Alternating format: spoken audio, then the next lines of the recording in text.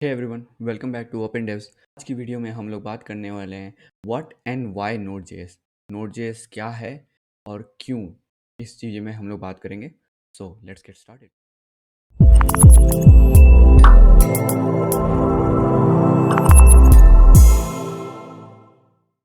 Hi, Mihir this side.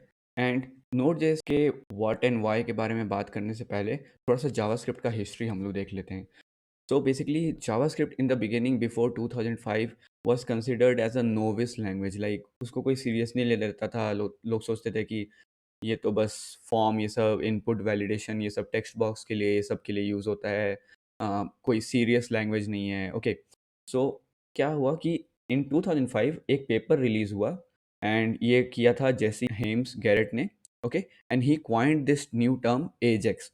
Okay, तो अगर आपने जावास्क्रिप्ट में काम किया है पहले, if you know about JavaScript, तो काइंड ऑफ कहीं ना कहीं सुना होगा एजेक्स का नाम। तो एजेक्स क्या अलाउ करता था कि बैकग्राउंड में जाके like browser can fetch something in the background और जावास्क्रिप्ट फिर उसका यूज़ कर सकता है। ओके, सो ये पेपर पब्लिश किया गया था and this was a new technology. And इसी के साथ so Google was collaborating kind of with that paper. Okay, so उन्होंने भी 2005 में ही गूगल मैप्स का पहला वर्जन निकाला जिसमें वो लोग एक्सएमएल यूज़ कर रहे थे। बेसिकली आजकल लोग सब कोई जेएसएन यूज़ करते हैं। At that point of time data transfer के लिए एक्सएमएल करके एक मार्कअप है, वो यूज़ किया जाता था। ओके, एंड फिर जावास्क्रिप्ट, ऑफ कोर्स ब्राउज़र में जावास्क्रिप्ट है, सो जावास्क्रिप्ट यूज़ कर रहे थे एंड एजेक्स यूज़ कर रहे थे। तो जैसे ही आप कुछ प्लेस उस अगर आप first version of Google maps में जाके देखोगे तो कुछ भी प्लेस हम लोग सर्च करें तो वो कोई पेज को रीलोड, मतलब एक पेज से दूसरे पेज में ट्रांसफ़र नहीं हो रहा है। Okay, it stage in the same page और लाइक वो डेटा बैकग्राउंड में फेच कर ले रहा है। Okay, so this was like use case of Ajax. And इससे मतलब पूरे वर्ल्ड को लगा कि ओ गजब, मतलब JavaScript is just not the language to do form validation and all, now we can do more with it. Okay, so 2005 में लाइक काइंड ऑफ जावास्क्रिप्ट का आर्म्स रेस शुरू हो गया। बहुत सारी लाइब्रेरीज बनने लग गई। jQuery, one of the most famous ones जो कि पहले यूज़ करते थे लोग। काइंड ऑफ जावास्क्रिप्ट में कुछ फ़नी पार्ट्स थे, कुछ लाइक इनकंसिस्टेंसीज़ थी। फिर डिफरेंट ब्राउज़र में डिफरेंट कुछ बिहेवियर्स थे। So jQuery and these libraries try to like mitigate that और एंड यूज़र को मतलब पता ना चले, उसके लिए ये सब लाइब्रेरीज़ एंड ऑल थी। ओके, सो नोड.जेएस का क्रिएटर ये रैंडाल। ओके, ये बंदा क्या उस समय में रूबी के वेब सर्वर से के साथ काम करता था। ठीक है, he was working with Ruby web server and one day he notice that किसी एक वेबसाइट पे ही अपलोडेड अ इमेज और इमेज का प्रोग्रेस बार दिखा रहा था। ओके, सो बेसिकली क्या था कि एक सेपरेट प्रोसेस पे एक दूसरा सर्वर चल रहा था। Okay, and it was just checking कि हाँ कितना फाइल, जो पहला सर्वर है उसके पास कितना फाइल आ गया। ठीक है, तो इस तरीके से लाइक प्रोग्रेस बार दिखाया जा रहा था उस समय। अभी तो बहुत तरीका है उसका, बट उस समय मतलब इस तरीके से करते थे। ठीक है, तो जैसा कि मैंने फिर बोला कि हाँ जेएस का आर्म्स रेस चल रहा था। So and he also learn about this new programming paradigm which was called event based programming. Okay, event based programming. तो और उसके साथ भी वो एक्सपेरिमेंट करना चाहता था। और रूबी के साथ काम कर करके he was kind of frustrated क्योंकि रूबी का जो वीएम था वो उस समय बहुत स्लो था और लाइक कुछ भी वो छोटा सा कोड एंड ऑल ऐड करता था तो सिग्निफिकेंटली सर्वर स्लो हो जाते थे। ठीक है, and he could notice it. So he was kind of disappointed with it. Ruby के साथ मन नहीं था उसको करने का। ठीक है, और उसी समय 2008 में के अराउंड गूगल ने V8 इंजन का फर्स्ट वर्जन रिलीज कर दिया। ठीक है, अब क्या होता था ना कि उसको रूबी में कुछ भी मतलब ऑप्टिमाइज़ेशन करना पड़ता था, तो उसको सी का कोड लिखना पड़ता था लाइक खुद से जाके। ठीक है, एंड हो सकता था कि वो नोड.जेएस होता नहीं, बट वो कुछ सी में ही निकाल देता, लाइक सी में ही कोई एक सी प्रोग्रामिंग लैंग्वेज में ही कोई एक न्यू सर्वर लिखने का टेक्नोलॉजी निकाल देता। ठीक है, but people didn't really like writing anything in C. ठीक है, सो उसने दूसरे लैंग्वेजेस भी थोड़े से कंसिडर किए लाइक हाईस्केल। ओके, बट जैसे ही ये V8 इंजन आ गया एंड इसने क्या किया कि पूरी तरीके से एब्स्ट्रैक्ट कर दिया कुछ चीज़ें। एंड विल सी कि V8 इंजन क्या है, बट इट्स अ बेसिकली एक वर्चुअल मशीन काइंड ऑफ उसको मिल गया। ठीक है, which abstracts a lot of things, मतलब वो बहुत चीज़ खुद से कर देता है and you don't have to care about those things. And at the same point of time he saw JavaScript, उसको जावास्क्रिप्ट बहुत सिंपल सा प्योर सा लैंग्वेज लगा। ठीक है, और जावास्क्रिप्ट सिंस सिर्फ वेब के लिए इंटेंडेड था टिल दैट पॉइंट। तो उसमें पहले से कुछ ऐसा नहीं लिखा हुआ था कि okay to do this server side fetching thing you have to do this और दैट, ये सब कुछ भी नहीं था, ठीक है। So he could do whatever he wanted in there. कोई भी ऐसा पहले से मतलब प्री कंसीव्ड रूल्स या प्री कंसीव्ड नोशंस ये सब कुछ नहीं थे कि हाँ कैसे तुम्हें इनपुट आउटपुट करने हैं फाइल्स के या फिर नेटवर्क से कॉल एंड ऑल दैट, ठीक है। So he just chose JavaScript. V8 engine उसी समय BSD licence, basically anyone could use it. तो V8 इंजन आया, जावास्क्रिप्ट आया, दोनों को कंबाइन करके and he created Node.js. So that was the motivation behind creating Node.js. He was kind of frustrated with Ruby. C में उसने बहुत सारा कोड लिखा, but people don't like coding in C, and उसको भी बहुत हैसल होता था। एंड वो चाहता था कि एंड यूज़र जो हम लोग जैसे हैं, लाइक हम लोग जो सर्वर लिख रहे हैं या फिर आप लोग लिखोगे, सो आप लोग को वो सब सी एंड ऑल वो सिस्टम लेवल पे जाके मतलब परेशानी ना हो, ठीक है, वो सब ना करना पड़े। You just right your code in a simple language which is JavaScript in this case, and पीछे में क्या हो रहा है वो सब लाइक कोई वर्चुअल मशीन या कोई एक सिस्टम देख लेगा, ठीक है। So he created Node.js. So now moving on to what is Node.js. तो जैसा कि हमने अभी जस्ट देखा कि it was created by Randall in he released it in 2009. So basically after he got the V8 engine and decided to go ahead with JavaScript, so then he started working on it and released it in 2009. फिर अब ये definition, ये दो line I will just read it out and then explain it क्या है। तो but ये आपने हर जगह सुना होगा Node.js का डेफिनेशन में। तो Node.js is an open source cross-platform JavaScript runtime environment. It runs on V8 JavaScript engine. Okay, तो बेसिकली क्या है ओपन सोर्स, क्या है, सबसे पहले ओपन सोर्स वर्ड पे ध्यान देते हैं। So open source is like उसका कोड ओपनली अवेलेबल है, you can go through it if you see some improvements, if you see some bug fixes, you can just suggest that, you can even request that feature, ठीक है। और आप लोग उसके लिए मतलब कोड करके सबमिट भी कर सकते हैं एंड वो एक्सेप्ट भी हो सकता है। So that's a really great opportunity. But हाँ, Node.js इज ओपन सोर्स। फिर cross platform, second word, so cross platform is like कि हमारा विंडोज़ में हो, मैक में हो, लिनक्स के डिफरेंट डिफरेंट वेरिएंट्स में हो, फ्लेवर्स में हो, उससे कोई फ़र्क नहीं पड़ता। जो हम डेवलपर्स को एपीआईज़ मिलेंगी Node.js की, वो सेम रहेंगी across the platforms, okay, that will remain the same across the platform. Now the third one, runtime environment. So runtime environment is किसी भी तरीके का इन्वायरमेंट where you can run your code, okay. So JavaScript runtime environment है, so basically we can run JavaScript in like console और anywhere, ठीक है। ये हम लोग को जावास्क्रिप्ट रन करने के लिए एक सिस्टम प्रोवाइड करता है, ठीक है। एंड ये V8 जावास्क्रिप्ट इंजन पे काम कर रहा है, ठीक है। अभी हम लोग थोड़ी देर में देखेंगे कि V8 जावास्क्रिप्ट इंजन का क्या काम है रफली। एक V8 जावास्क्रिप्ट इंजन का ये यूज़ कर रहा है so that we can run JavaScript code on our Windows, Mac, Linux server, whatever it is, ठीक है। सो अब देखते हैं हम लोग Node.js की प्रॉपर्टीज़ क्या हैं, ठीक है। सो Node.js runs in single process, single threaded, non-blocking way utilizing asynchronous programming which makes it very efficient, okay. सो मैं ये बताता हूँ पहले सिंगल प्रोसेस क्या होता है। तो बेसिकली हम लोग जब भी विंडोज़, मैक, आपके स्मार्टफ़ोन या फिर लिनक्स किसी भी चीज़ में whenever you are running an app no, तो उस समय एक प्रोसेस क्रिएट किया जाता है, ठीक है। आप अपने टास्क मैनेजर में जाके देख सकते हो कि like there will be a process running, ठीक है। सो वो हर चीज़ के लिए लाइक एक प्रोग्राम रन होगा तो वो एक प्रोसेस क्रिएट करेगा, ठीक है। Now that is single process, वो तो ठीक है। अब सिंगल थ्रेडेड पे आ जाते हैं। सो सिंगल थ्रेड क्या होता है, तो जो ये प्रोसेसेस होते हैं ना, ये लोग छोटे-छोटे थ्रेड्स बनाते हैं, ठीक है, क्रिएट करते हैं which are like block of sequential code जो एक बार में जाके सीपीयू में रन कर सकता है। तो अगर आपने सीपीयू ये सब मार्केट में कभी भी सीपीयू ये सब के लिए सर्च करते होंगे तो वी हैव लाइक i7 जो कि 16 कोर प्रोसेसर है, ठीक है। तो उसमें कभी ना कहीं आपने सुना होगा कि 16 कोर 32 थ्रेड्स ऐसे करके, ठीक है। फिर कभी 10 कोर्स 20 थ्रेड्स ऐसे करके, ठीक है। तो हर एक जो भी सीपीयू का कोर होता है, हर एक कोर में 2 थ्रेड्स होते हैं, ओके। सो थ्रेड्स का यूटिलाइज़ करके basically we can CPU can run programs in parallel, ठीक है। तो ये एक स्मॉल ब्लॉक्स ऑफ कोड होते हैं।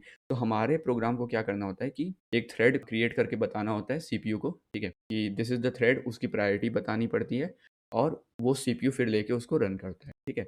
अपने 2 थ्रेड्स जो उसके पास अवेलेबल है उसमें से। सो ये सिंगल थ्रेडेड है, सो ये एक थ्रेड यूज़ करता है। Now this comes with a asterisk, मैं एक्सप्लेन करूँगा वो क्या है, ठीक है। But on surface level it just utilises single process, single thread, ठीक है। अब फिर नॉन ब्लॉकिंग वे, तो नॉन ब्लॉकिंग में बेसिकली नोड जेएस का बिहेवियर क्या है, और ये जावास्क्रिप्ट इन ब्राउज़र का भी सेम बिहेवियर। सो बेसिकली अगर let's say 10 lines of code हैं, ठीक है? सो लेट्स से कि 5th line of code is doing some big task, like वो फाइल को रीड कर रहा है और उसमें 10 सेकंड लगने वाला है ये सब। तो नोड जेएस क्या करेगा ना, जैसे 1 2 3 4 5 लाइन तक आया, 5th लाइन पे वो देखेगा कि okay this is going to take like 10 seconds let's say, ठीक है?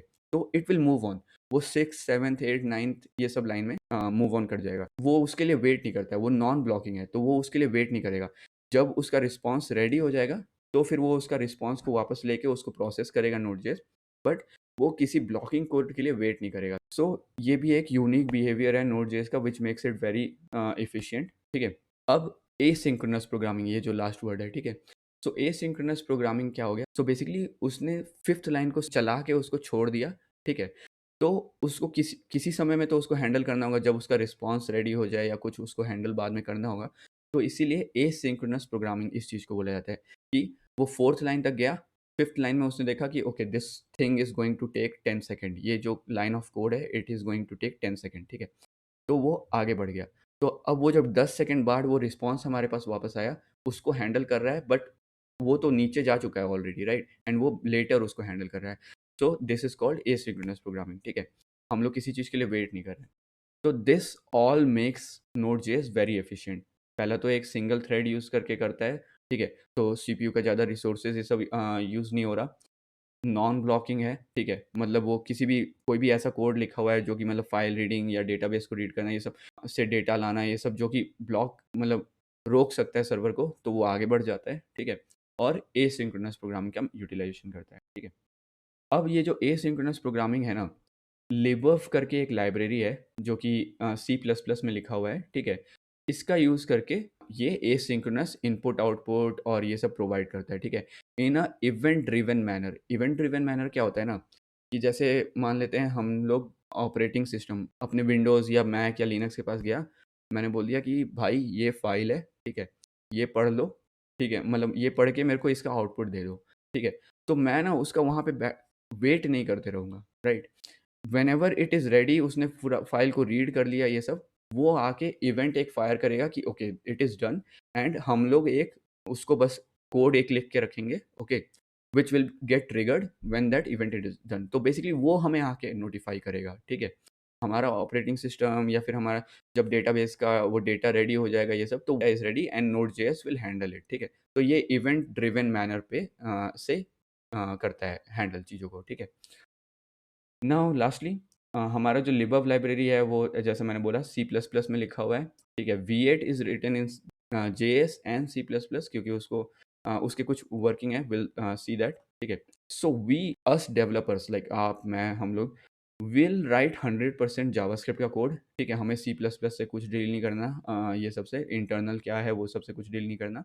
हम लोग जावास्क्रिप्ट का 100% कोड लिखेंगे, एंड उसका यूज़ करके हम लोग ऑपरेटिंग सिस्टम से भी बात कर सकते हैं, डेटाबेस से भी डेटा फेच कर सकते हैं, फाइल ये सब को भी हैंडल कर सकते हैं। कुछ हम लोग को और भी एडवांस काम ये सब करना है जिसका एग्ज़ाम्पल्स विल सी, सो वो भी हम लोग कर सकते हैं, ठीक है? तो हम लोग 100% जावास्क्रिप्ट का कोड यूटिलाइज़ करेंगे। नाउ नोड.जेएस किस तरीके से काम करता है उसको एक डायग्राम से देखने के लिए सबसे पहले मैं एक कॉन्ट्रास्ट बनाने का कोशिश करूँगा, लाइक एक डिफरेंस दिखाता हूँ कि पहले ट्रेडिशनल सर्वर्स क्या काम करते थे and how Node JS handles it. So यहाँ पे मैं आ जाता हूँ। तो we have this traditional server PHP Apache whatever, ठीक है? तो लेट्स से कि ये सर्वर है, इसमें 16 थ्रेड्स अवेलेबल हैं। अब एक समय पे for now let's say 16 clients आए, ठीक है? फॉर नाउ 16 क्लाइंट्स आए। तो ट्रेडिशनल सर्वर लिए अपाची या पीएचपी ये सब क्या करते थे ना, कि वो हर एक जो भी रिक्वेस्ट आए ना, उसके लिए एक-एक थ्रेड बना के असाइन कर देंगे कोई भी काम। तो हो सकता है कि क्लाइंट 1 को डेटाबेस से कुछ रीड करना है, ठीक है? डेटाबेस से कुछ चाहिए। तो वो क्या करेगा, एक थ्रेड लेगा और उसको पकड़ा देगा, ठीक है, तुम अपना जाके डेटाबेस को रीड करो। क्लाइंट 2 का रिक्वेस्ट आया, उसको हो सकता है कि फ़ाइल को कुछ रीड करना है, ठीक है? तो वो उसके लिए एक थ्रेड बना के जनरेट कर देगा। ऐसे ही क्लाइंट 3 आया, 4 आया, उनको कुछ क्रिप्टोग्राफ़ी वाला करना है काम, या कंप्रेशन करना है, या फिर डीएनएस लुकअप। सो डीएनएस लुकअप क्या होता है कि बेसिकली हम लोग लिखते हैं www.google.com, राइट? बट जो हमारा सर्वर ये सब होता है, उनकी तो एक आईपी एड्रेस होती है, ठीक है? तो ये जो फ्रेंडली हम लोग के लिए हम लोग के पास नेम है google.com, उसको रिज़ॉल्व करना है हम लोग को उस आईपी एड्रेस को। तो उसका एक रिकॉर्ड अब हमारे इंटरनेट सर्विस प्रोवाइडर के पास रहता है, हमारे कंप्यूटर में भी रहता है उसका रिकॉर्ड, ठीक है? तो ये सब चीज़ basically so this is called DNS lookup, ठीक है? तो बेसिकली हो सकता है कि क्लाइंट 16 ने पूछा कि what is the IP address of Google का सर्वर, ठीक है? तो वो ये यहाँ पे डीएनएस लुकअप कर रहा है, ठीक है? नाउ लेट्स से कि ये सारे प्रोसेस जो थे ना, ये सारे जो क्लाइंट के रिक्वेस्ट आए, ये सारे हाइपोथेटिकली लेट्स से कि हाँ, एक सिचुएशन है कि ये सारे बहुत टाइम लगा रहे हैं, ठीक है? लाइक लेट्स से 10 सेकंड्स लगा रहे हैं, ठीक है? तो उस समय में क्लाइंट 17 अगर 10 सेकंड के अंदर-अंदर में आया ना, तो क्या होता था कि ये सर्वर उसको हैंडल ही नहीं कर पाएँगे, ठीक है? उसका रिक्वेस्ट रिजेक्ट हो जाता डायरेक्टली, ठीक है? तो that was a big issue with traditional servers. तो इस केस में क्या करना पड़ता था हमें कि हॉरिज़ॉन्टल स्केलिंग करनी पड़ती थी, वर्टिकल स्केलिंग करनी पड़ती थी एंड ऑल, क्योंकि ये वाला रिक्वेस्ट हैंडल ही नहीं होगा अगर हमारा सिस्टम बिज़ी है हैंडलिंग अदर रिक्वेस्ट, ठीक है? तो ये एक्नॉलेज भी नहीं होगा, क्लाइंट 17 का रिक्वेस्ट सर्वर लेगा ही नहीं, ठीक है? So this was a traditional server, ठीक है? अब नोड.जेएस सर्वर में देखते हैं क्या होता है। तो नोड.जेएस सर्वर में similarly we have like client 16 तक क्लाइंट हमारे पास आए। इस सर्वर में भी लेट्स से कि इसके पास 16 थ्रेड्स अवेलेबल हैं, ठीक है? 16 थ्रेड अवेलेबल है। नाउ 16 तक हमारे पास क्लाइंट आए। नाउ नोड.जेएस में क्या होता है, क्योंकि मैंने बोला था सिंगल थ्रेडेड, ठीक है? सो ये क्या करता है ना कि एक सिंगल थ्रेड पे एक इन्फिनाइट लूपिंग सिंगल थ्रेड को रन करते रहता है, पूरे समय रन करते रहेगा, ठीक है? और इसका काम क्या है ना इस थ्रेड का कि सिंपली एक्सेप्ट द रिक्वेस्ट, ठीक है? उसको प्रोसेस करो और उसको ऑफलोड कर दो। तो यहाँ पे जो मैंने ऑफलोडिंग लिखी है उसको ऑफलोड कर दो। ऑफलोड किसको करेगा? तो ये जो libov लाइब्रेरी है उसको, ठीक है? तो कोई भी रिक्वेस्ट आया, it will just accept it, उसको क्यू में है वो, ठीक है? एक्सेप्ट कर लिया और वो आगे बढ़ जाएगा, ठीक है? उस रिक्वेस्ट को एक्सेप्ट करके आगे बढ़ जाएगा। नाउ libov लाइब्रेरी जो है, ठीक है? वो पीछे में क्या-क्या कर रहा है, like what it's calling and all, वो सब वो देख लेगा, but it will just move on, ठीक है? सो इस केस में क्या होता है कि 16 तक हमारा क्लाइंट आया, ऑल गुड, ठीक है? बट 17th क्लाइंट भी हमारे पास आया, तो वो उसका रिक्वेस्ट को एक्सेप्ट कर लेगा। फिर उसको ऑफलोड कर देगा और फिर उसका काम जो है लाइक हो सकता है डेटाबेस से कुछ फेचिंग करनी है, ठीक है? फाइल इनपुट आउटपुट कुछ काम करना है उसको, या क्रिप्टोग्राफी करना है, या कंप्रेशन, या डीएनएस लुकअप जो कि मैंने एक्सप्लेन किया, ठीक है? ये सब में से जो भी करना है, वो होते रहेगा, ठीक है? बट हमारा जो ये थ्रेड है ना, it will now again wait for more request, ठीक है? हमेशा। तो इसमें हज़ारों क्लाइंट आ जाएँ, हज़ारों लाइक क्लाइंट एन, हज़ारों क्लाइंट आ जाएँ, ठीक है? It will always accept their request, ठीक है? रिक्वेस्ट हमेशा एक्सेप्ट हो गया, फिर उस रिक्वेस्ट में कितना टाइम लग रहा है दैट डिपेंड्स, ठीक है? But it will accept the request and it will offload it to the libov library, ठीक है? अब यहाँ पे आते हैं, अब सिंस ये libov लाइब्रेरी को बहुत सारा ऑफलोडिंग कर रहा है, ठीक है? तो आप लोग को लग रहा होगा libov तो बहुत इंपॉर्टेंट पार्ट है and it is very crucial part, ठीक है? सो libov लाइब्रेरी क्या करता है ना, like it's written in C plus plus ताकि वो सिस्टम से एक्सेस कर सके, सिस्टम लेवल चीज़ों को एक्सेस कर सके। तो इसके पास यहाँ पे जैसा देख पा रहे हैं 4 थ्रेड्स बाय डिफ़ॉल्ट अवेलेबल हैं libov लाइब्रेरी के पास, ठीक है? And it can also access operating system की एपीआईज़, ठीक है?